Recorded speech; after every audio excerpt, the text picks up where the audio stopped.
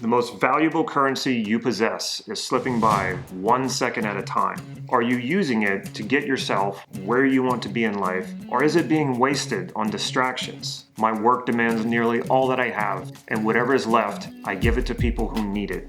These are the lies that we tell ourselves as we ride the edge of overwhelm. It's true that you are busy, and it's true that your work is demanding, and so are the people in your life. So what do people who live fulfilling lives know about time that others don't? You know how important it is to work on your goals and to shoot for your dreams. Become the best version of yourself. Otherwise, you'll never break free of the never-ending pattern of not living up to your potential. I used to believe I never had enough time to truly live my potential until I realized that this can't be true. We all have 24 hours in a day. So why is it some people can turn those 24 hours into a dream life and others spend most of their lives working jobs they don't like and never have the time to do what they desire? In this video, not only am I going to give you the answer, I'm going to make it so easy for you that you can't not do it. Because to get started, all you have to do is this 1-minute meditation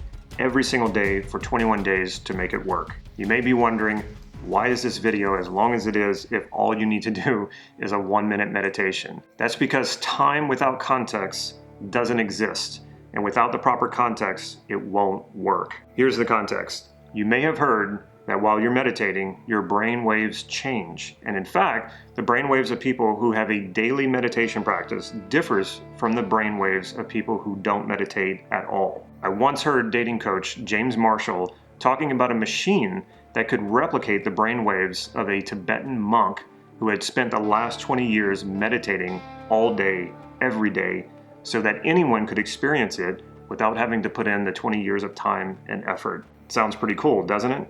But then James said something really interesting. He said that without doing what it takes to sit in daily meditation all day long for 20 years, you completely miss the point of experiencing the brainwaves that the monk experiences. We applaud modern technology for helping us shortcut what used to take decades down to just an instant. But isn't it interesting how the wonders of modern technology enables us to get things done so quickly, and in many cases automate things that used to take up so much of our time, and yet we still feel like we don't have enough time? Because technology is never going to solve this for you. If it could, you would already be working fewer hours and getting more done, and you would have much more leisure time. What you're misunderstanding is that getting more done faster does not equal more time. Your time is a mindset, not a stopwatch. And the good news is that because it's a mindset, you can change it. More on that in a moment. When it comes to the life experiences we engage in, whether it be watching a movie or having sex as examples, what do we ultimately want from these experiences? We want satisfactory outcomes.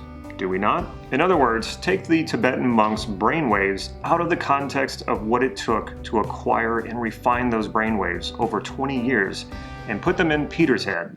Peter, who has never meditated a day in his life.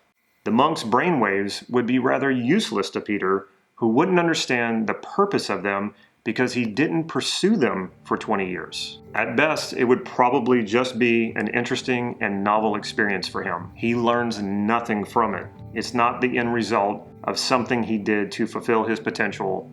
Therefore, there's no more satisfaction than if he were given $1 million rather than earned $1 million. Now, of course, you would be happy if $1 million dropped out of the sky and into your bank account, but you wouldn't have the feeling that you get when you've worked hard for something and achieved it. So if the solutions of modern technology can't give you the time to create the life that you want, what will? It will take giving yourself the 2 things that you feel like you don't have enough of. Most of us are caught in a loop of trying to jump to the climax of everything we want to experience. In other words, we're trying to jump to the part that feels the best, the satisfying conclusion. Why bother with the first hour and 50 minutes of a movie when the part that feels the most satisfying is the last 10 minutes where we experience peak satisfaction? Why bother with foreplay and cuddling if all we want is climax, would be another way of putting it. Some men out there are thinking, Yeah, exactly. We know it would not create a satisfactory experience if we only see the last 10 minutes of a movie.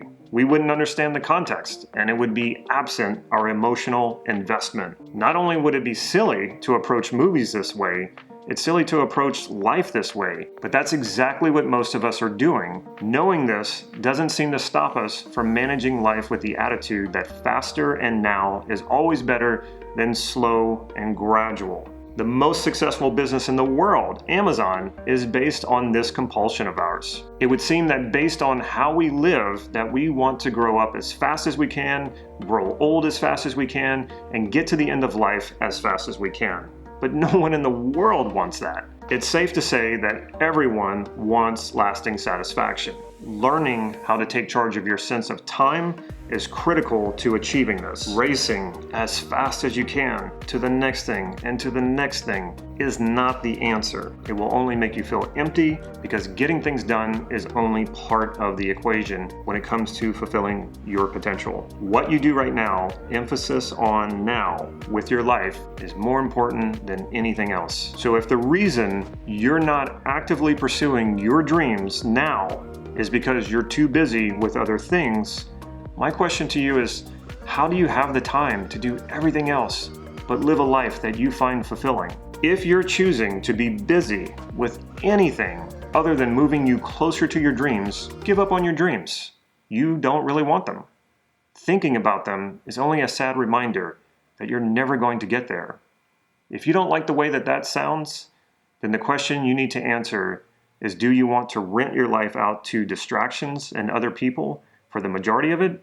Or do you want to take ownership of the only true thing you will ever own, yourself? That gnawing sense that you feel while you're distracting yourself, telling you there's something better than this, is your potential calling you. Here's where this meditation I'm about to give you comes in. There's no way you can honestly tell me you don't have 1 minute a day to meditate, so you have no excuse not to do this. But before I give you the meditation, I want to tell you a quick story. When I was an insurance agent, one of my wealthier clients came in to meet with me to go over his insurance policies. He owned a very successful business he created from nothing that afforded him multiple homes, a boat, and even an airplane that he piloted himself. When I asked him about his marital status, his mood turned somber. He told me his wife died of cancer several years ago. There seemed to be something more he wanted to share. I told him I was sorry for his loss.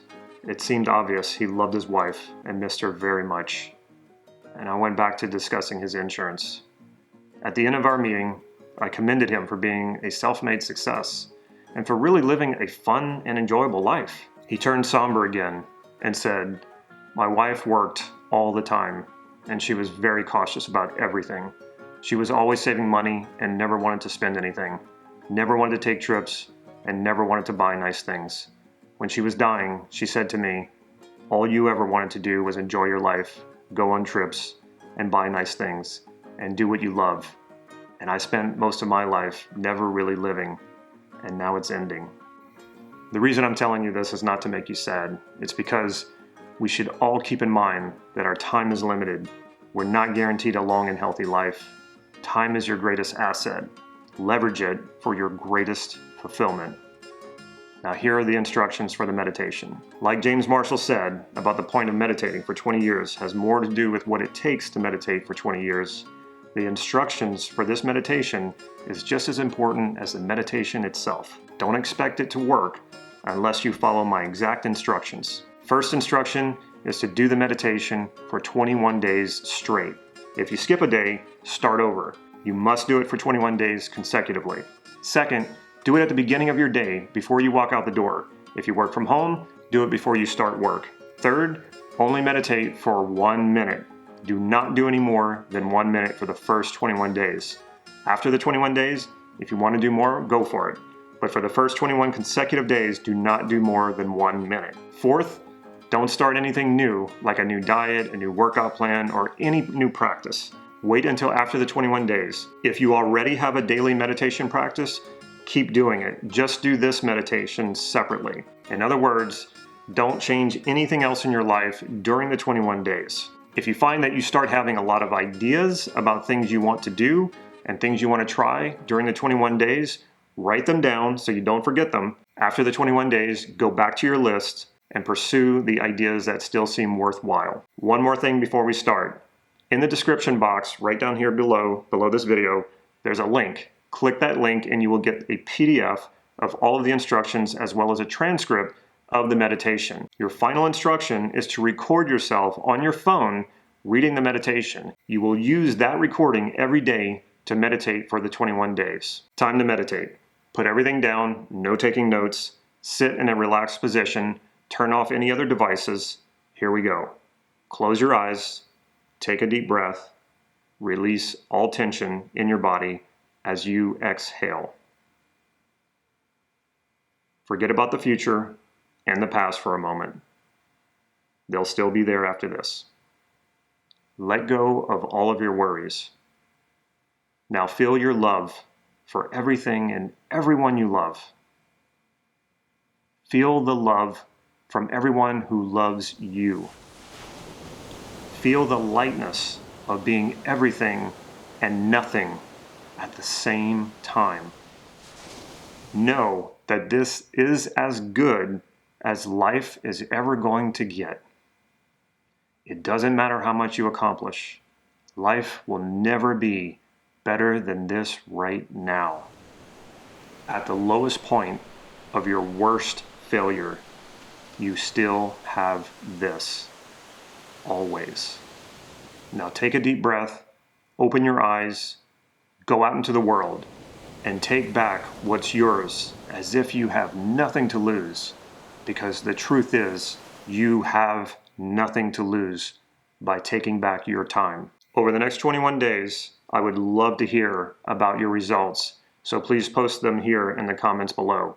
I will respond to you. I don't want to tell you what you should experience when you do this meditation. It will be different for everyone. The only hint I will give you, though, is that it will create a portal to your best self, the best version of you. And if you'd like to know why and how you should leverage the best version of yourself, you will want to check out this next video where I explain what to do.